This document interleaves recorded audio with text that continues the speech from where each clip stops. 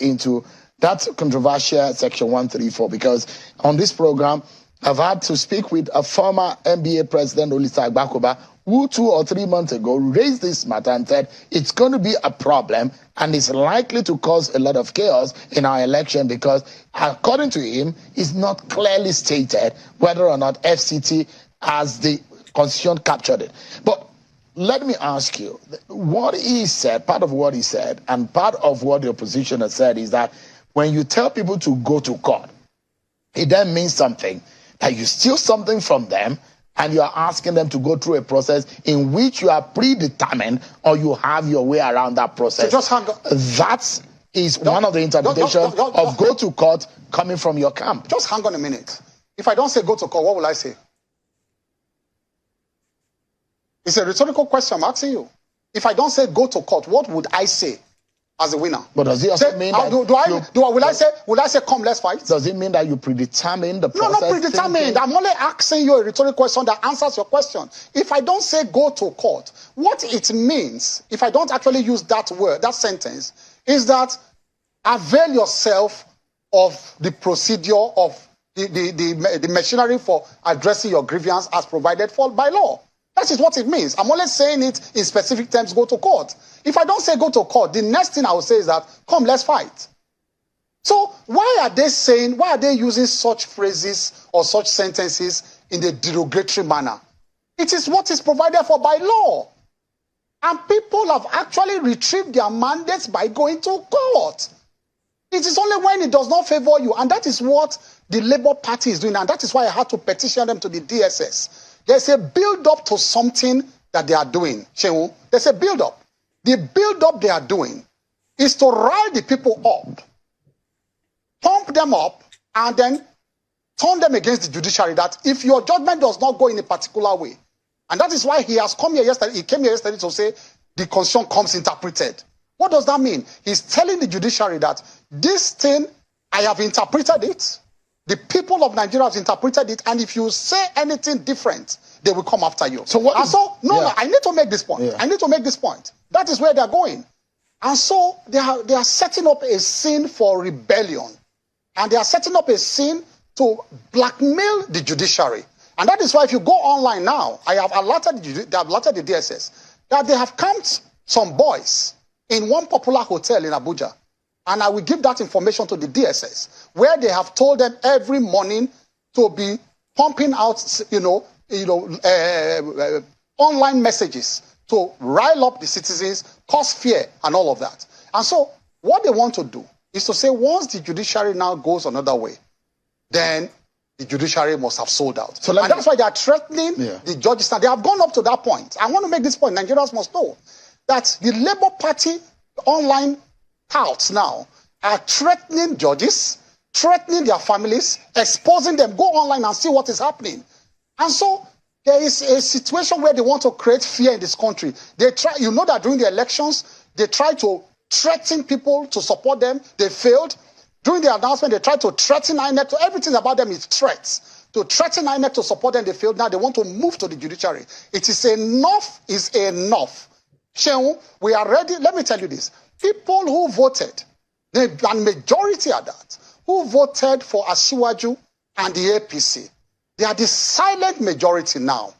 And so if they think they want to push this country towards NSAS, where it was citizens, NSAS was a situation where citizens were dissatisfied with a policy of government, an institution of government called NSAS. That was totally different. But they think they can rile up and citizens towards a situation of SARS again, but NSAS. But this time they should realize that this is not activity, it's pure politics. And if you want to do that now, it will not be citizens against government, it will be citizens, voters against voters.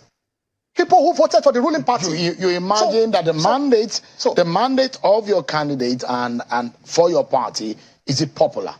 So I will ask you this question, a rhetoric question again. No, I'm not supposed to answer I'm supposed to be asking. No, it's a rhetoric question that I'll use to answer you.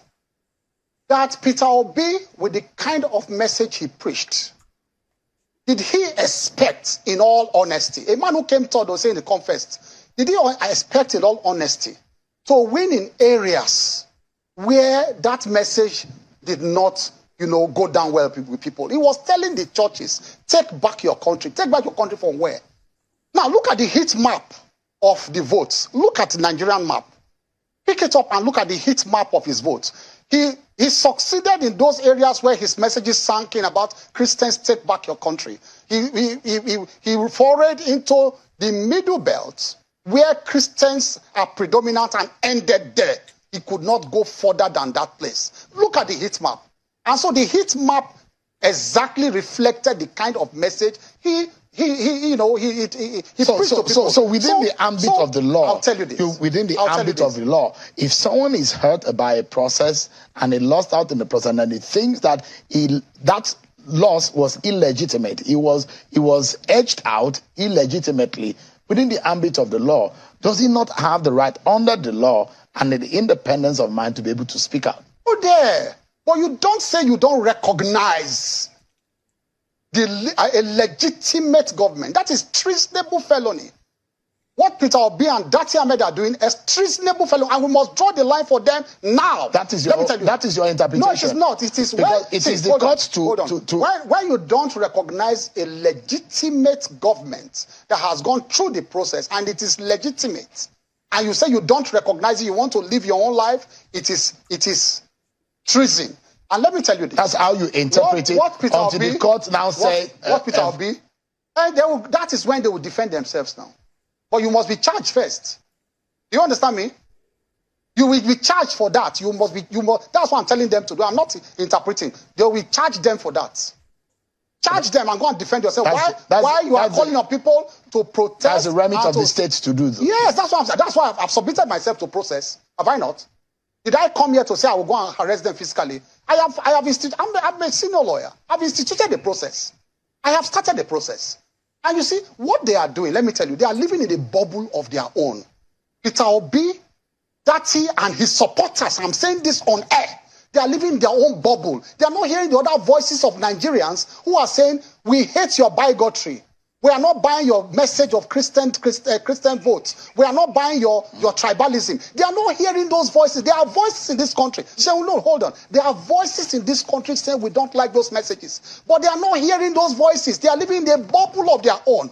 And they will hear those voices very soon if they continue with this nonsense they are doing. Right. As from now on, it's going to be propaganda against propaganda. Word for word, we will meet them everywhere because Asiwaju has a mandate he will defend. And we're prepared to defend that mandate. And you politicians are not afraid of burning this country with the manner in which you have described it. Let me tell you this.